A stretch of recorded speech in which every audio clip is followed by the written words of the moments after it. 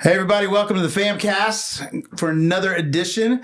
Just want you guys to remember, this is real talk with real people, with real issues and real messes, just trying to point their kids to Christ. And so thanks for joining us. Thanks for being here and being a part of it. I've got a new friend of the FAMcast. Catherine Turner is with us. Catherine, tell us, you recently came on staff as our discipleship pastor. Right. Yeah, but before that, what did you do? And tell us a little bit about your family. You got kiddos? Sure. Okay. So married, and we have a third grader and 9 years old. And well, not just before this, but up until last Friday, I was juggling the two. I'm a licensed clinical social worker. Fancy terms for being a counselor, a therapist. I believe that they're one and the same. And so working with adults and families, a lot of couples, on things like stress, anxiety, depression, trauma, addiction recovery. That's great. A lot of work. Mm-hmm. Well, we're glad you're here, not only at Hope, but glad that you're here on the FAMcast as well. And today, especially, wanted to attack probably an issue that I think has been that we see more and more of it in meeting with adolescents and dealing with teenagers, and that is anxiety and depression. It's something that I think I think some people get afraid to talk about it. It's almost like if I talk about it, then it gets worse. If I don't know how to step into it as a parent, how do I, determine whether it's just some blues or is it like, I don't know. I think there's a lot that parents probably go, I need some help.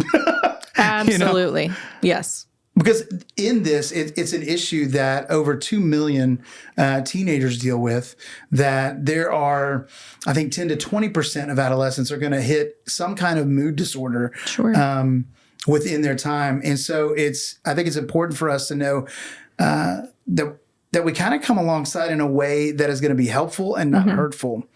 But when we're talking about like anxiety disorder, like as a licensed, what is the word? Therapist. Therapist. Yeah. As a licensed therapist, define for us, like, what does that mean? Like when we're talking about mood disorders or anxiety or depression, what are we talking about?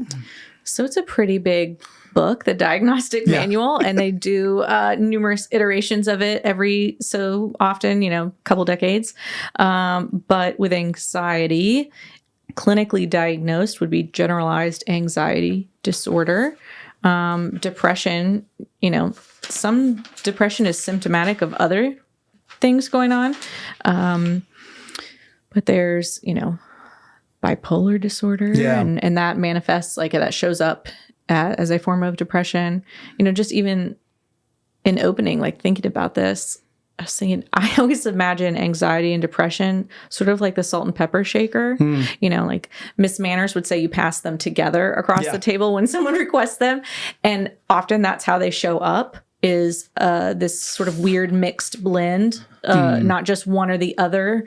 I also believe that sometimes anxiety, it maxes out. And so then it's default mode. Then it maxes out and it goes into depression. Yeah. Because that hopeless, helpless, overwhelming sense gets to there's no change. There's no way out. Yeah. And very, someone can become very depressed. So but then being anxious, being depressed, these are also emotions that we have in the wide rainbow that God has, wired us to have. So that's where it gets tricky, because somebody may say, I have a lot of anxiety. Right. And not to discount their experience, but it has gotten tougher as our American culture. We've seen more diagnoses. Yeah. And not all of them maybe are at the clinical level. Yeah. But yeah, there's a variety of opinions in my other field. Yeah, right. about this. Yeah. It's hard. And I think it's hard for parents probably to navigate because there's so many. I mean, you look at adolescents, you look at teenagers, you look at kids. It's like there's so many emotions and there are so many. Also, what do we chalk up different to like, times. yeah, you have all the hormones Right. flying around right now. Completely. So what is to be expected hardship of, that stage of life? Yeah. And then also what's, we might want to have somebody else lay eyes on this. And I think for me, there was various times where some of our kids would be, and nervous about going to school. And it's like, there's that part of it of like, no, we need to push through that. But I think if it recurs, if it sticks around, like as a parent, I think the alarm bells start going off of like, if there's stuff that's lingering for like 2 weeks or longer, like let's talk about it. Let's go. Let's not only us talk about it, but maybe we need to go find some folks that are a lot smarter than we are, and that are in that field to be able to talk about. Yeah. And I think for depression, it's easy to go, man, I feel a little blue or I feel a little down. It was a hard day, but that lingering effect of depression of just like, now I don't want to get up out of bed.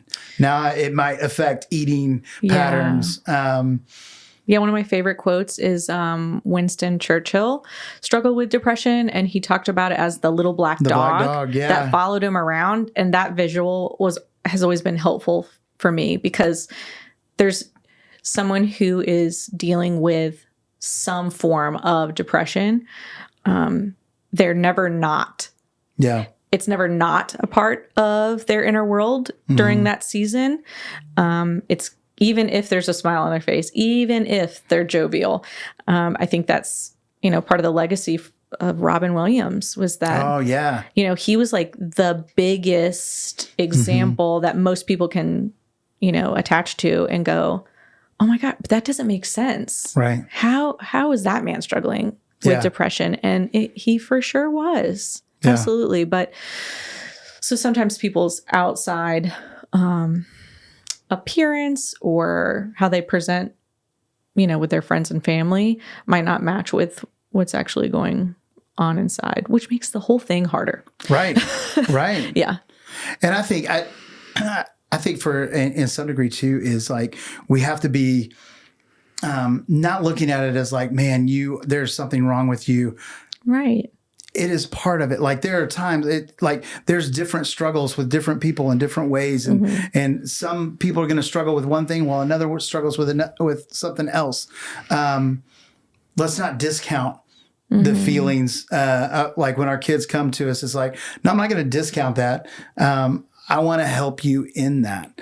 And if it is a spot of where it needs to have somebody almost like talk about it and go through talk therapy in that, let's try to figure out how I can get you to a spot where you can see clearly. Yes. Because I think for depression, it's almost like there's some fog in that. Oh my gosh, yeah. Of being able to like, I can't see myself. I can't see and process even reality in a way because there's a chemical imbalance. There's something going on. There's been triggers. There's been trauma. Yes. All these things kind of feed into that. Right. And I think it's hard for them to find what's going to get them out, Yeah.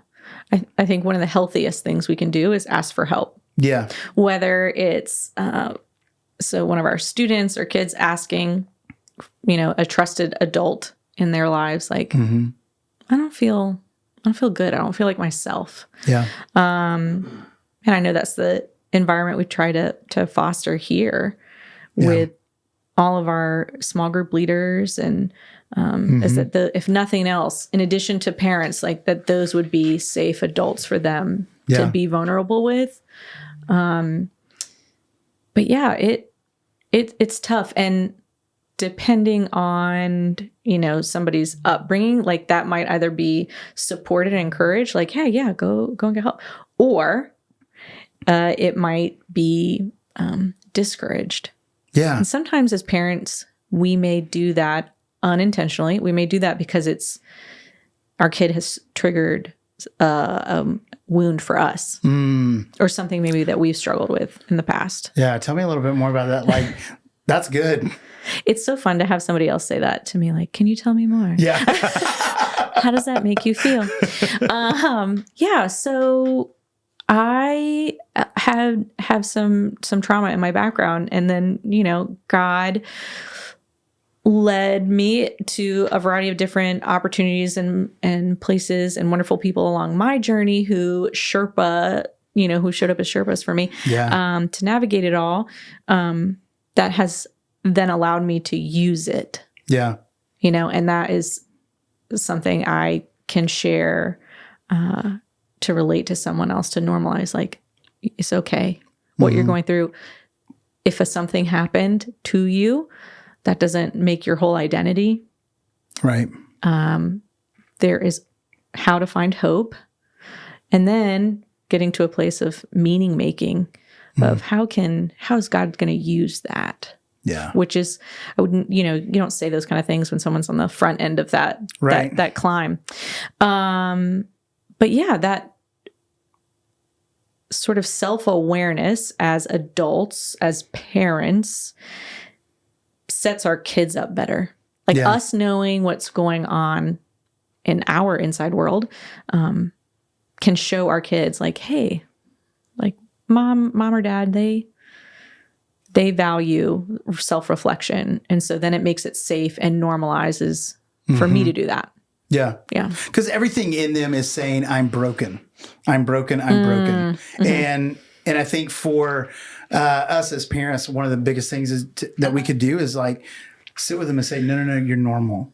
This is a result of, just a crazy broken world.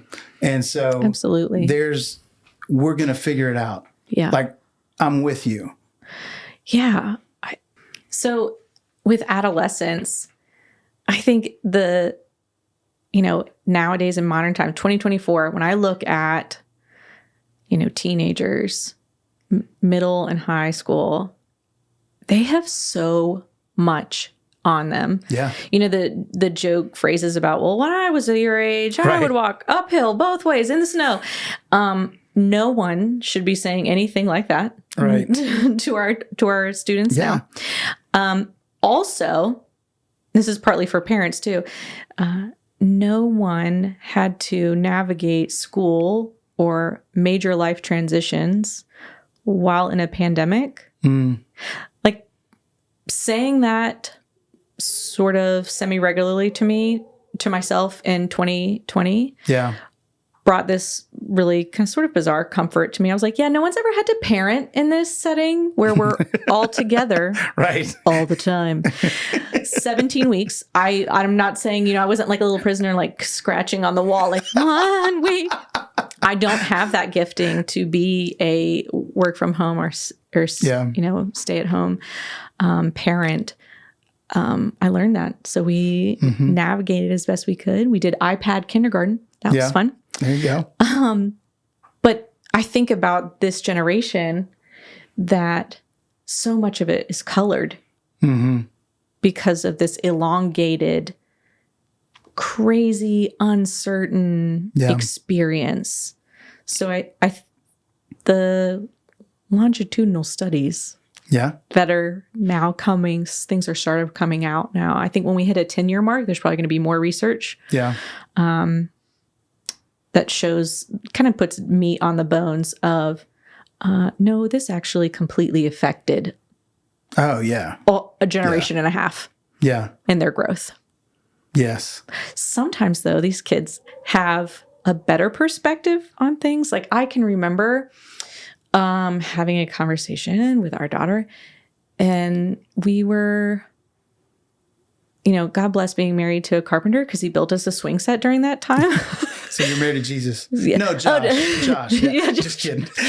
Jesus was actually a mason, is what we've heard. Thanks, David, for blowing up that. That's right. But that we were out outside in the swings during that 17 weeks, one time, and I was just having a really hard day doing trauma couples counseling from home.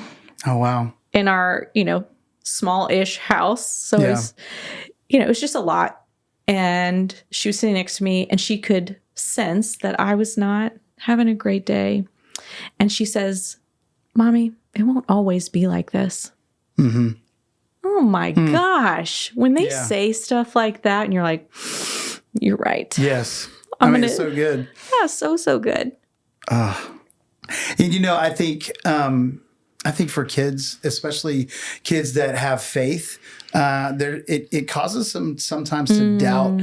Okay, is God good? Is He for me? Yeah. Because to be in this whole and I don't know. For me, there's been several ways that I think it's been like depression or anxiety. Mm-hmm. Basically, depression has been described to me of it's not just a little light rain. It's like sitting on the edge of a peninsula or a jetty, and in the midst of a hurricane, like that a Jim Cantori experience. Yes, Jim Cantori experience. And so, when we're talking about clinical depression, that's what it looks like. It's not a just get over it. And I think for a kid that has faith, it's like, I've been praying and praying, God, will you take this away? Will you help me feel normal? Will you help me feel, good about myself? Will you help me see through this? Like, God, where are you in this?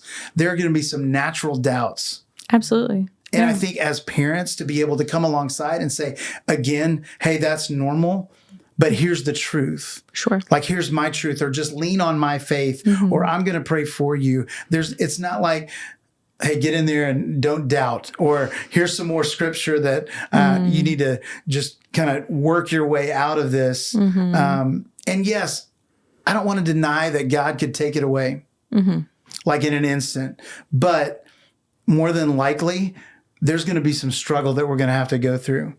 But knowing that God says, I am with you to the very end of the age, knowing that He says you are a masterpiece created for good works, knowing all of those things, we're going to just take one step at a time, and we're going to put one foot in front of the other, and we're going to get some help that you might need in this, but know that I'm here. I think that's probably the biggest thing for parents is be present. Yeah. Be okay being uncomfortable. Yes. By hearing your kid. Yes. Or just sitting with them. Just the power of presence itself. Not even having, there's no, I have to have the right words. Let me do all this research before I can show up the way I want to. But as you were talking, it made me think of some parable short story image where, someone's, stranded on an island or whatever, and they're praying to God, like, God, come and rescue me.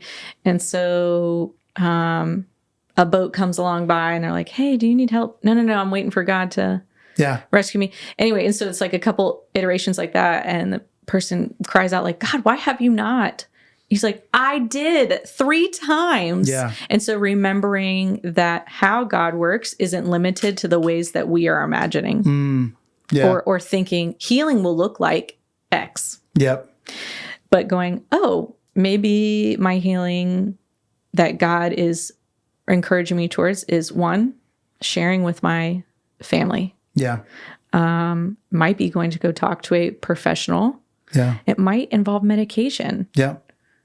Because sometimes things are, it's a chemical imbalance. And so we need that external, or that, psychopharmacology to help us so that we can get to a place where we're using the skills that we've learned. Yeah. Where in prayer we can feel like, okay, the needle is moving. I feel some progress. But yeah, God, we have to remember that God works through other people in our lives. Exactly. Often. Yeah. But yeah, that they're not limiting how we respond, that there's only this one way. Sometimes a season of depression or anxiety might be related to a set of circumstances. Yeah. Like COVID being the elongated version. But, our community around here, there's been some major losses in the last year, 2 years. And so for any of the students in those schools, in those communities, for them to recognize, like, that it's okay that impacted me, that I'm having a lingering, sense of struggle. Yeah. Because those are hard things. So just keeping an open mind to what healing or improvement might look like, and not limiting ourselves is good. Yeah. And I think if you've got a teenager, if you've got one of your kids that gets to the spot of wanting to hurt themselves, suicide, don't take any of that lightly. And truly go through some of the questions as far as asking them about it. Like, how would they carry it out? Do they have a plan? Do they have means? All these kind of things. Because like, I think as parents, we think, let's shy away from that. I don't want to go into that because it's going to like make them think more. Yeah, you're going to seed plant. No, those are already there. Right. And we're talking about a life. And so it's like, go get help. Don't leave them alone. Clear out let's take measures, because again, that's going to communicate care as well, of like, oh, they're not just blowing me off. Because I think sometimes when kids and even adults, when we get in a fog, we can't see clearly. And if somebody doesn't like step toward us, we can read into that, like, hey, they don't care about me. And in their head, they might be thinking, I'm just going to give you some space. I don't want to overwhelm. I like a phrase that you just said, communicate our care. Like, how do we communicate care? I think there's a variety of ways we do that, but just having the check-in conversations on a day-to-day. The kid gets off the bus, they get home from sports, whatever. Not just the, how was your day? Because let's be honest, fine. It was fine, whether or not that's the truth. Or middle school boy talk is just like, ugh. It's a caveman. That's about it. Yeah. You just get guttural responses. But, just like encouraging conversation of what was something fun today? What was something silly that happened? Like, it doesn't even have to be about academics. What was hard? Yeah. I think this next little tidbit can be applicable for all ages, not just preschoolers. But I remember coming across it when our daughter was that age, is that there's 3 different windows of like high impact in a kid's day.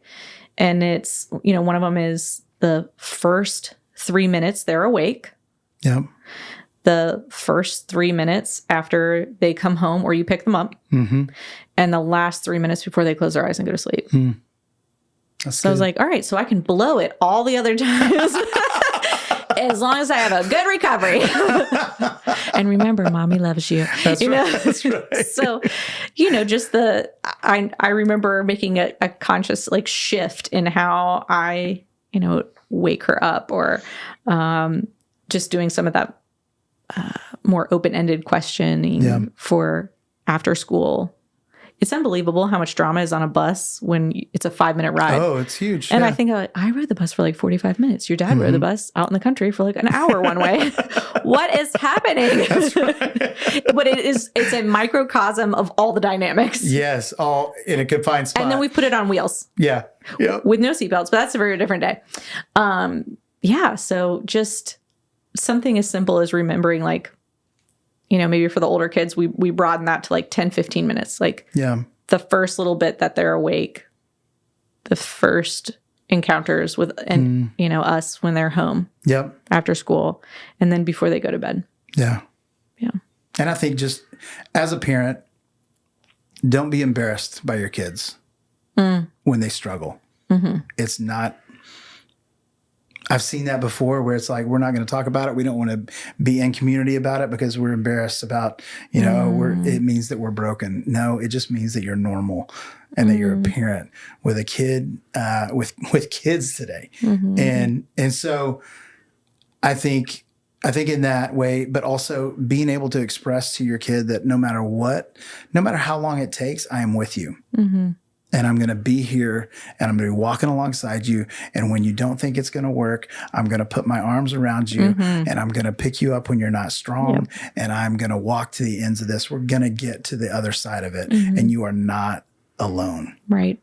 I think is huge.